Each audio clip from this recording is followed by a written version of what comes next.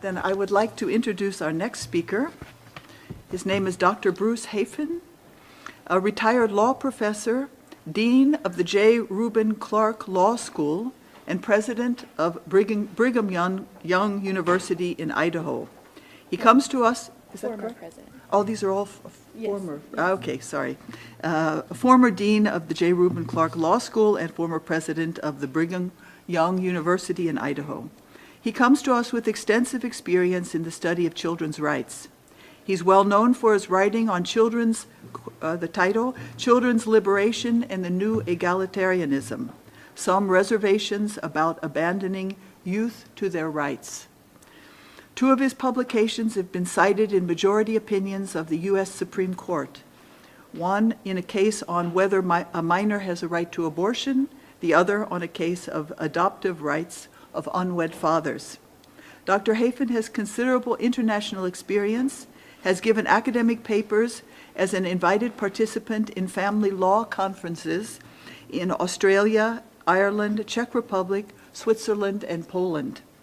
We are delighted to have him at the Human Rights Council in Geneva to present Children's Needs and the Rights of Parents in the UN Convention on the Rights of the Child. So, Dr. Hafen. Thank you. Thank you very much. I'd like to introduce my esteemed assistant, my wife Marie, who will be managing our slideshow. And I want to express gratitude to all of you for what you do in your concern for the welfare of children throughout the world.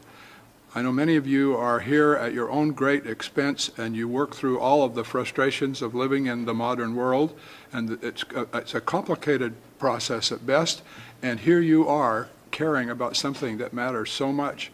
And I hope that what we talk about today is of some value to you. I'm really grateful also to be on the same panel with Dr. Brad Wilcox. I have been acquainted with his work for some years, and as he and you will see, without my knowing exactly what he was going to be talking about, you'll find that his thoughts and mine are running very much in the same direction. I come at this from a little different vantage point. As a lawyer and law professor, I've been interested in the legal rights of children for a long time. My work on children's rights led me to the UN Convention on the Rights of the Child in a way that I would like to describe for you. This is kind of a little personal journey to get started.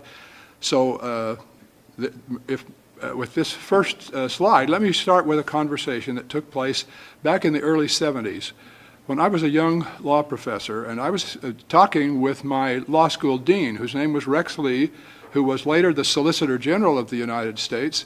That means he was responsible for arguing the cases before the U.S. Supreme Court on behalf of the federal government. He became one of the great appellate advocates in American legal history in modern times.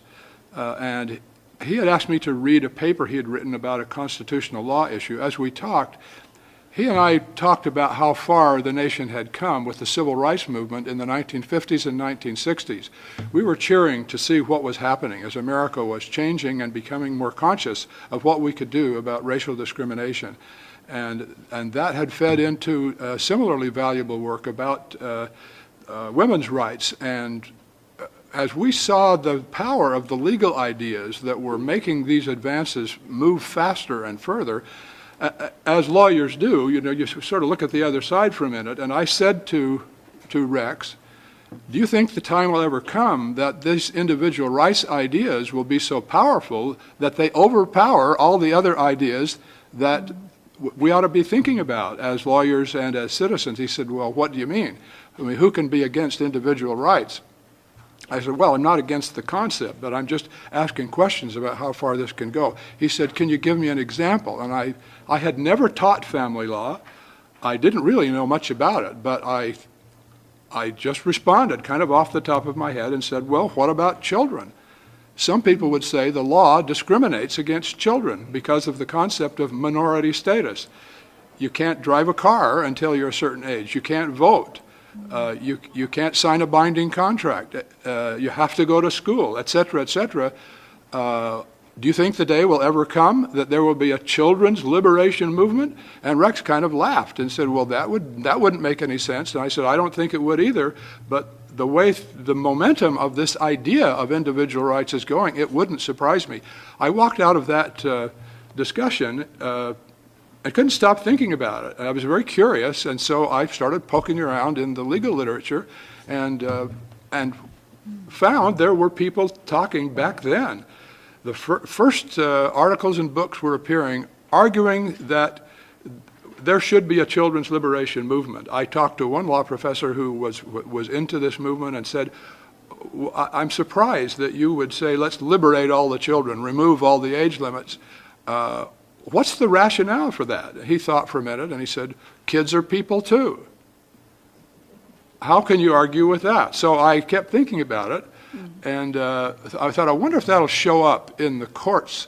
And then after a few more months, I remember when my research assistant came running into my office and said, I've found the case. I said, what's the case? He said, a case in the state of Washington, up in Seattle, where a court has allowed a child to divorce her parents. I said, you're kidding. He said, here's the case, you can read it. So I read it. It wasn't really a divorce, but the situation is that a 16-year-old who was very bright and articulate didn't like the fact that her parents didn't want her to smoke, and her parents wanted her to be home earlier than she wanted to come home. So she marched into some children's rights office there in Seattle, and they helped her file a petition before the court in which she walked into court and declared herself incorrigible, because that was the only legal category they could find to justify intervening in the child-parent relationship. Your Honor, I'm incorrigible. Get me out of this family. The court honored her request. Well, that case was dramatic enough for me that I thought, wow, here we go. It's children's liberation. And so I wrote a law review article just the way law professors do. I was just trying to figure things out and share what I was finding. Well, to my great surprise, it was not long after I published that law review article until the U.S. Supreme Court cited my article in a very important case involving a request by a minor to have an abortion without parental consent. And I'd like to show you the language of the U.S. Supreme Court. Justice Lewis Powell wrote this in the majority opinion. I don't need to go into the details of what else the court did in that case.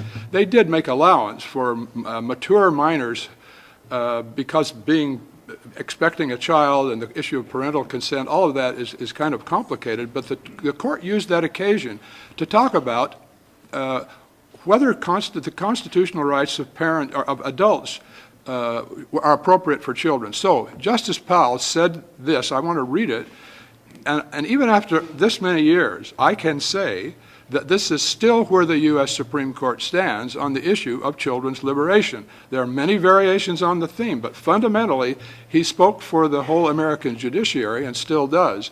The peculiar vulnerability of children, their inability to make critical decisions in an informed, mature manner, and the importance of the parental role in child rearing together require the conclusion that the constitutional rights of children cannot be equated with those of adults. Well, there's a footnote at the end of that sentence, and it refers to my article about children's liberation and concerns about abandoning children to their rights. I was involved in lots of other things, lots of other issues. Time went by. I kept working on a variety of family law issues, education law issues, looking at children's rights in the schools where some of these same issues were going forward. And it was, I guess, in the early 1990s that I received a call from a law professor from Tokyo, Japan, named Akira Morita. He had become acquainted with me by reading my material because he had been concerned about the effect of American individual rights thinking from the law on Japanese society. He was saying to me that he was concerned that these individual rights ideas were really undermining the whole Japanese sense of kinship and family tradition. He said, your movies are doing this to us, your law is doing this to us. And then his comment was, look, you won the war, do you have to do this to us as well? He was really distressed about it. And then he said, I need your help on another example of what I'm talking about. He said, I assume you know all about the United Nations Convention on the Rights of the Child. This was the early 1990s. I said, no, I haven't heard about it at all. I was involved in administrative things and had not kept up, but then I found very few people had kept up. Very few people that I could find in the U.S. even knew there was this UN convention. And he said, you need to look at that, and you need to explain to me why your theory about children and what you've written about before, why didn't that prevail? Who did this, and how did they get away with it, and what does it mean? Well, I was really curious.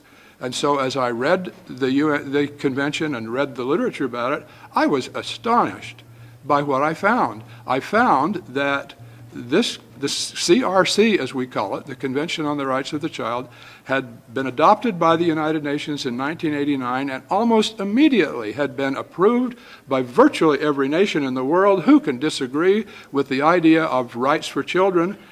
And the more I looked, the more I found people hadn't looked at this at all. And then the idea that I found from those who had helped advocate and sponsor the CRC here in Geneva, I think is where it got started, I was really disappointed and surprised to find that those people, after it had been adopted, were describing it all in legal literature and saying that it was U.S. children's liberation advocates who had pushed this idea through the United Nations because it was consistent with U.S. law. It isn't consistent with U.S. law at all. And I thought, can this be? And as you can see, I kind of got aroused about that. With the background that I've cited for you. And then I found out how that could have happened. I talked with a friend of mine at Harvard Law School, Marianne Glendon, whom I consider the finest family law scholar in the United States and perhaps among the finest in the world. Marianne had been involved in leading the Vatican delegation to the Conference on Women in Beijing. She had been involved in other UN activities, although that wasn't her major enterprise. She was a family law professor, but she was so capable and so thoughtful. I said, Marianne, tell me what I'm missing about this UN convention. Well, here's one thing Marianne shared with me. It was in something she had written. And this explained to me how this could have happened. There is an increasing tendency for advocates of causes that have failed to win acceptance through ordinary democratic processes to resort to the international arena, far removed, they hope, from scrutiny and accountability. Such advocates can be expected to keep on trying to insert their least responsible ideas into UN documents for unveiling at home as international norms. That is precisely what happened with the Convention on the Rights of the Child. I don't like to be critical, but I think it's one of our obligations as scholars in any field to report what we find. That's what my analysis led to, was the conclusion that the children's liberation movement, which really had not succeeded fully at home, even though they made a few advances and changes, many of them worthwhile ones, Justice Powell's view that children cannot be equated with adults in the legal sense had still prevailed. And so I felt I needed to report what I found. I wrote my analysis and my conclusions, and through my contacts with Professor Glendon at Harvard, I think she was influential in what happened next, and that is that my analysis of the Children's Rights Convention ended up in the Harvard International Law Journal. I was critical of it. I was critical of the process. I've heard almost nothing since. I don't know if anybody reads what they publish at Harvard or not. I have been busy with a lot of other things, but I'm finally glad to be back in Geneva and want to tell any of you who are interested in what's wrong with the Convention on the Rights of the Child, you can read it in the Harvard International Law Journal. Now, I have been asked, as Sharon has invited me to come today, to look at what was that analysis and where does it stand now? How do things look and where are we for the future? The CRC has been ratified now by every country in the world except two, Somalia and the United States. And if it's to be ratified in the United States, that will require some very significant changes in the United States law affecting children and families. If it's going to be ratified there, I simply hope it won't be until people have thought through, do we really want to change all of our laws about children and families and parents? I think the issues are specific, but they are significant. Let's talk about some of them. First of all, the CRC begins with an untested concept, the autonomous child. That was the idea from my old law professor who said kids are people too. The autonomous child, the thought from those who sponsored the CRC was that children are entitled to adult-style rights, but nobody had tested that idea. I guess what amazes me is that an idea that is revolutionary, as this one is, would have been presented to the United Nations without ever being tried by any legal system in any serious way anywhere in the world. Or is this just a little laboratory where we go off and see what works, and if it succeeds, we'll export it to other planets? I guess that's how this goes. I don't know. But one of the reasons I'm so candid with those of you who are here today is that I believe people who do what you do in working with NGOs and representing your governments, this is the best place to get people to slow down around here and look at what we're doing so that nobody adopts something because it has happy platitudes that maybe change the assumptions and change the game before people realize what has happened. Here, this one got my attention. I wondered if anybody read this at the time this was being considered. This was, I found it in the UN Publications Catalog in 1994-95, innocuous little summary of what you can get in the bookstore here. The CRC promotes a new concept of separate rights for children with the government protecting the child from the power of parents. This concept, another advocate said, is based more on children's choices than on children's needs. Let's talk more about what that means. My analysis of children's rights as it has developed in the U.S. is, yes, the U.S. Supreme Court has acknowledged a number of constitutional rights for children, but virtually all of them are in the category of what I would call protection rights, not choice rights. So let's make that distinction clear. Protection rights don't depend on capacity. You don't have to be a certain age. You don't have to have any particular ability. These are rights that protect people's property, the physical care, security, due process. That means the procedures that are at work in courts and other institutions, schools, juvenile courts, and so on. This is the source of protection from abuse and neglect. I distinguish protection rights from choice rights, which would be the authority, that is the legal authority, to choose, to make legally binding decisions like voting, marrying, making contracts, exercising religious preferences, choosing where and how to be educated.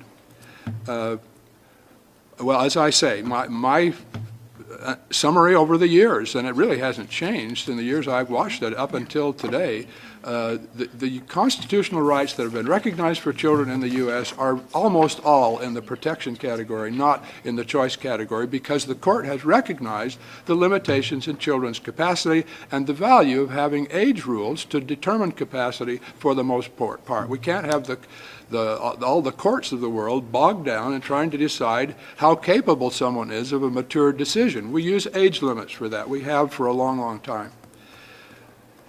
Let's go on to the next point. We've used minority status as our approach to deciding what children need. Does minority status discriminate against children? That is, the age limits I've been talking about?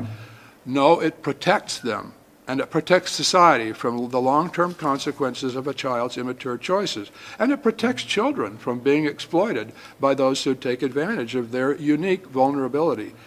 To confer choice rights on children prematurely removes the protection they need to foster their normal development. So my main concern then was that the CRC was ready to walk away from the concept of minority status and allow many, many more sort of individual determinations with their language. It all depends on the evolving capacity of the child. Well, having raised a whole house full of children, Marie and I have heard from our kids a lot about their evolving capacities.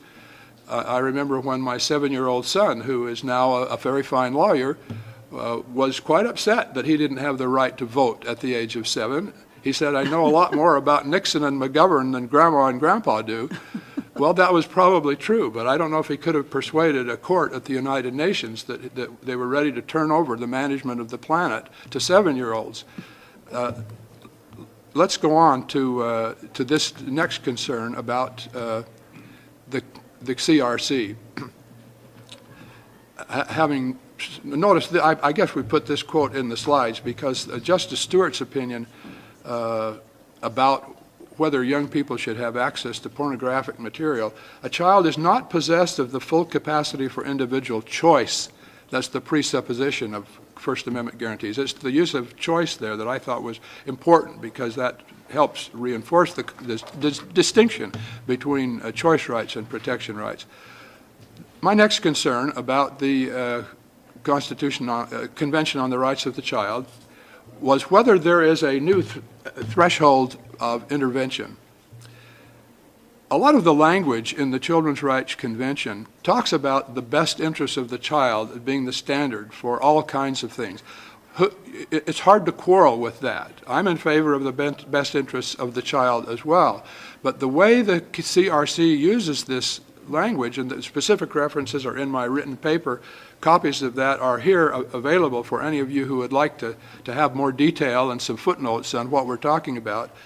But let me just explain the way state intervention has normally worked in family law in the U.S. and in other countries. A state can't intervene in the child-parent relationship until the circumstances meet the threshold noted in the second half of this slide. Let's suppose there's a divorce and somebody needs to determine the custody of the child. Well, okay, the state needs to intervene to do that. The same is true with adoption. The same is true when the evidence is there that there's been parental neglect or abuse or abandonment or the child is out of control. In those circumstances, the states have been allowed to intervene in the child-parent relationship. Well, the CRC suggests there might be a new standard for that intervention. Let's go on to the next slide. Here's a kind of perspective that will explain my concern. The traditional pattern, as you see on the one side, is that parents stand between the state and the child in democratic societies, and there are lots of reasons for that. I'll talk about one of them as we go on, but I just think the picture makes sense. The children's liberation pattern starts with a very different assumption. It starts with this idea: since kids are people too, everybody, regardless of age or family status or where people live or anything else, they all stand in the same relationship to the state. And so the state can intervene for the best interests of the child without intervening between the parents and children. You see what I mean? That on this side, the state has to go around the parents, and it can't cross that threshold until we meet certain minimum circumstances like abuse or neglect or a divorce. But under this pattern, that isn't necessary. The state can intervene in that relationship as soon as somebody thinks something's going on that's unreasonable. Well, reasonableness, who knows what's reasonable? The lawyers talk about circumstances when reasonable minds could differ. Let's go on to the next slide, Marie. The U.S. Supreme Court has supported that traditional view that was in the first picture with this statement from a famous case almost 100 years ago now, a case authorizing parents to send their children to a private school and not be required to send them to a public school. The child is not the mere creature of the state. That was for the protection of children and democracy, because it is a characteristic of totalitarian societies to work directly with everybody, with children, to control the value transmission process. One of the ways you protect pluralism and diversity in a society is to allow parents to direct the upbringing of their children according to their religious traditions and other ideas, and that protects us against having the state decide what everybody should think. So it's a hallmark of democracy that the family as a formal structure headed by two married parents is one of the best protections against totalitarian governments taking over. But the CRC's new optional protocol being specific now about when could children circumvent that relationship with parents, or when could the state. I've read what they say, and it's unclear to me just how serious they are, but using the best interests of the child language, it would not surprise me, as that case in Seattle that I mentioned at the beginning no longer surprises me, that some 16-year-old can go into a children's rights center and say, I don't like the rules my parents are imposing on me, get me out of this. Well, who's going to decide the best interests of the child? Can you see how different that is from the traditional standards of abuse, neglect, and abandonment? That's my only point, is that they are introducing a completely new standard and threshold for intervening in the child-parent relationship. Let's go on to the next one. A specific example of this is in Article 14 of the Children's Rights Convention, where parents are limited to providing direction regarding religion to the child in the exercise of his or her right in a manner consistent with the evolving capacities of the child. This language could imply that parents have only the rights that the Children's Rights Convention gives them, without recognizing the natural and independent parental right that we just talked about. This contradicts the right of parents, even as enshrined in UN human rights treaties. As, for example, to ensure the religious and moral education of their children in conformity with their own convictions. That's been recognized in past UN deliberations. I don't know why they didn't catch it in the Children's Rights Convention, but it isn't clear in the CRC. Going on to the next one. The example of coming out of the CRC's concern with privacy, which has been called the right to be let alone in one famous U.S. Supreme Court case. Contraception without parental consent. This quotation is from a typical communication from the Children's Rights Committee to one of the member states. States parties should provide adolescents with access to sexual and reproductive information, including information on family planning and contraceptives, regardless of whether their parents or guardians consent. Well, that's an example of privacy. Let's look a little more at privacy. Go on to the next one. Does privacy give children a right to sexual freedom? That's really the door you're opening when you start talking about contraception and abortion, because kids get the message, as everybody does, that a standard that says children are entitled to a constitutional right of privacy, well, to many people that means the what we've always called in the past for adults only. Do children have a constitutional right to have sexual relations, to have children out of wedlock because the Constitution protects them? That would not, that interpretation would not be supported by other UN documents. It's simply not clear in the CRC. That's why I highlight it here, in the hopes that we can clarify and contain that before it gets carried away. One commentator on the CRC was quite convinced that children do have that adult-style right. The right never to be, what is it? The right to be left alone. But in the sexual area, as this last statement tells us, most U.S. pediatricians have long agreed that adolescent sexual activity is unhealthy for children emotionally, psychologically, spiritually, and physically. So that's the reality of where children are in their development. So let's just be sure that that reality is considered before we say, well, kids are people too, they should have a right to privacy. Maybe I could just insert here a little visual for you. I wish I had a picture. You can imagine this one, I think. When I thought of this one when I read the law professor who said, well, yes, I think the Children's Rights Convention gives children the right to be left alone.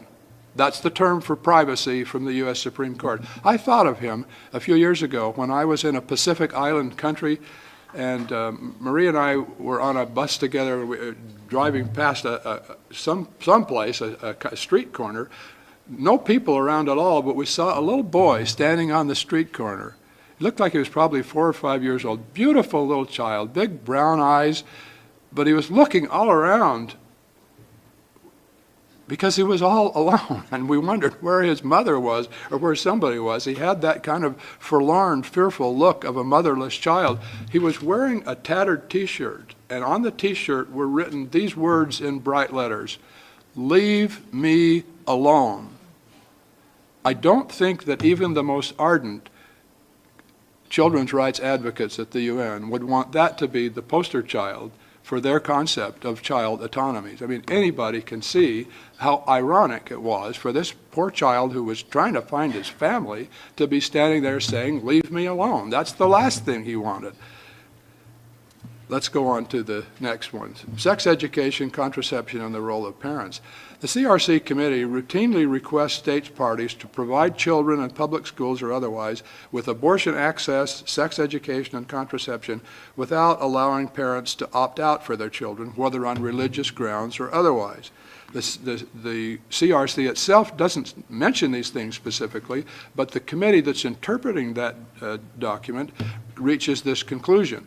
But what I want to do is talk about how inconsistent that conclusion is with other United Nations documents and with U.S. law. Go on to the next one. The UN Declaration of Human Rights in Article 26 states, parents have a prior right to choose the kind of education that shall be given to their children. If that statement were honored, I don't think it would be appropriate for the CRC committee to say that parents can't opt out of sex education and contraception programs. In Cairo and in Beijing in the 90s, there were documents adopted in very visible UN proceedings, including language that said parents should be involved in programs related to children's sexual experience. U.S. law, I know that isn't the standard for everything, but I go back again to what I said earlier. The CRC was presented as being consistent with U.S. law, but now the CRC committee says the CRC does not allow homeschooling. It doesn't even allow parents to opt out of public schools when there are programs that parents feel violate the religious interests of the parents. U.S. law doesn't allow. U.S. law does allow homeschooling. Parents may opt out of sex education in 35 out of 50 states. I might mention that even though the CRC committee does not allow parents to opt out for sex education, as I've read a few recent cases, I found a striking one out of Norway. This was not the CRC. This was the European Court of Human Rights. There, an atheist family objected to having their children be taught religion in public schools because that was a mandated part of the public schools. The parents filed suit and said it violated their religious liberty as atheists to have their children taught in the public schools according to Norway's law about the church, the state church. The court granted the request of the parents, so they were able to opt out in that circumstance. And so I'm a little troubled that we can't see the difference between one religious view of parents and the others. The right of parents should be consistently protected if we're going to be consistent with general UN treaty language and with American law. Let's talk next about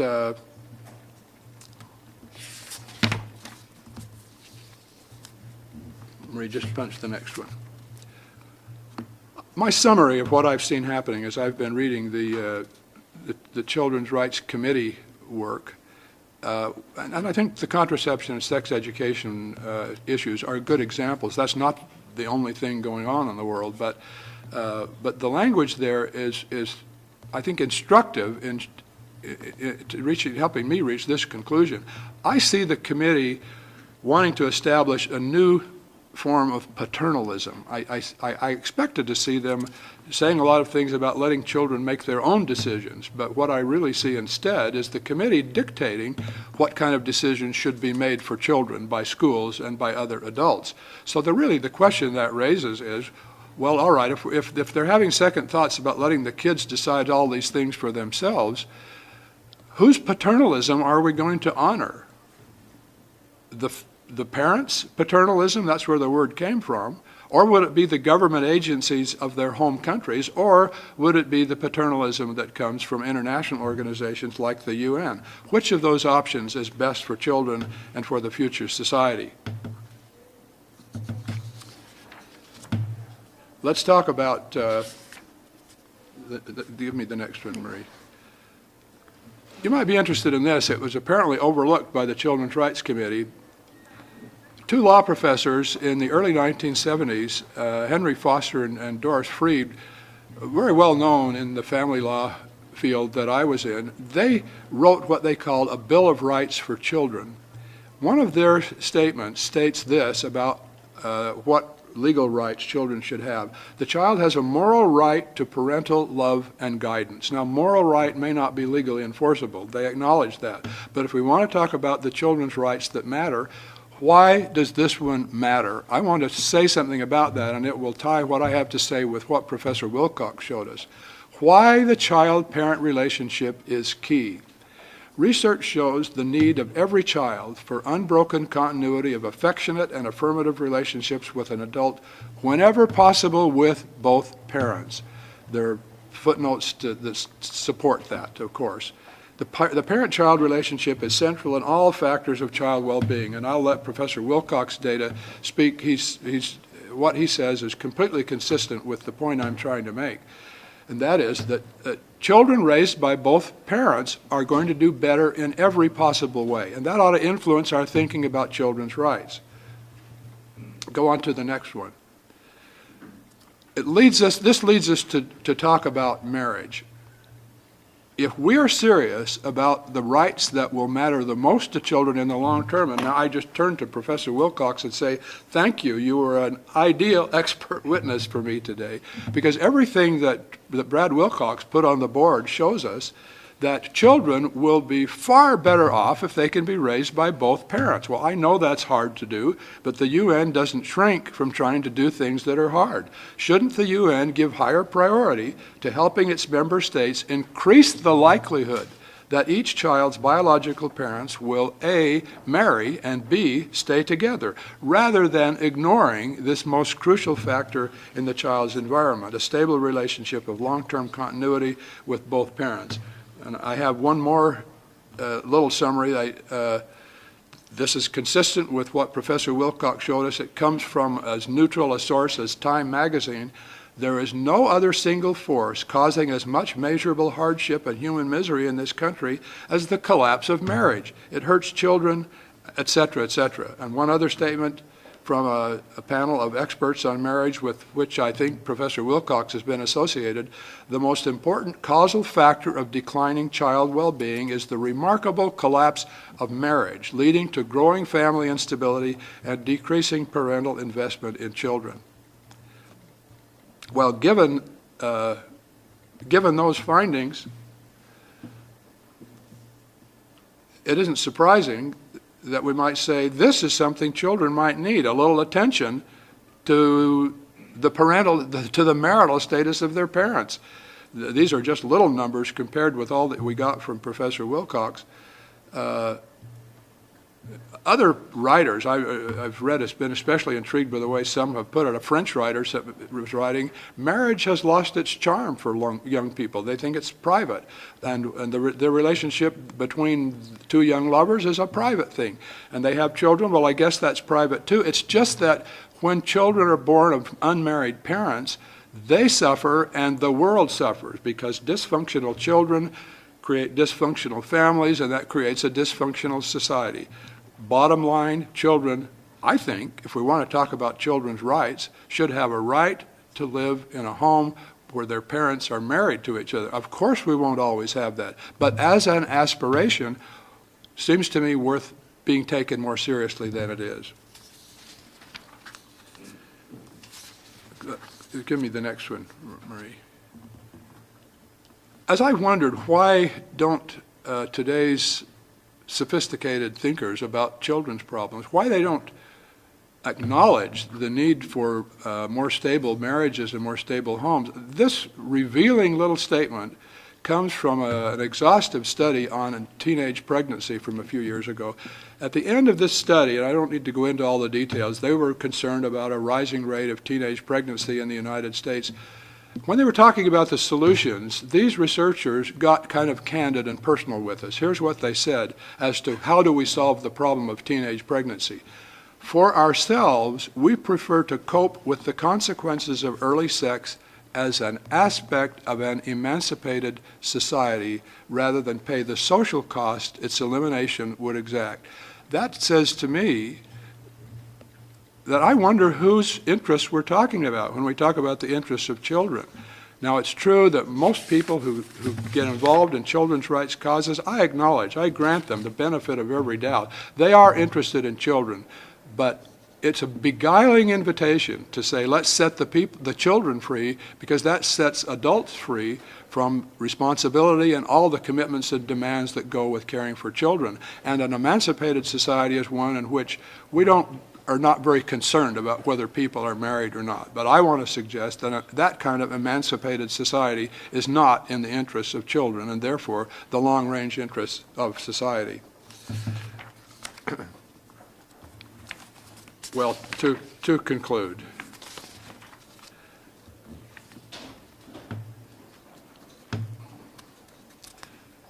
many legal systems limit children's autonomy in the short run in order to maximize their development of healthy autonomy in the long run. We want children to be autonomous.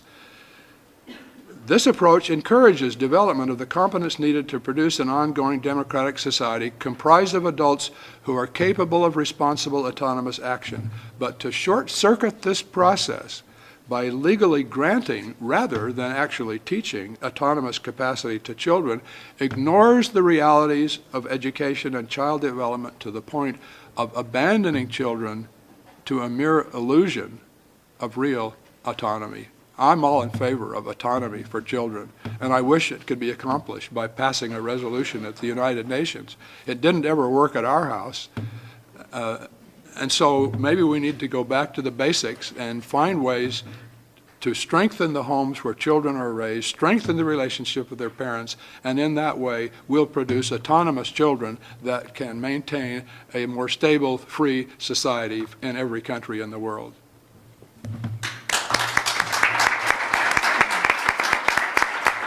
Well, I think we've just heard two outstanding presentations with very intriguing and important concepts that have to do with children's rights and the work here in the UN Human Rights Council.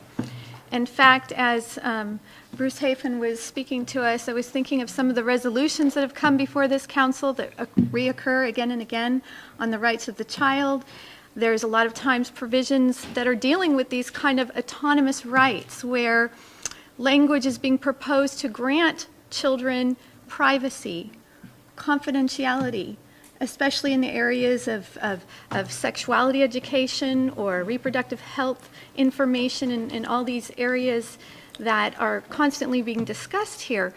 So we would ask you to consider confidentiality from who? Privacy from who? Are we talking about from the parents? Because as was so amply stated here, the Universal Declaration of Human Rights says that the parents have the prior right to choose the education of their children.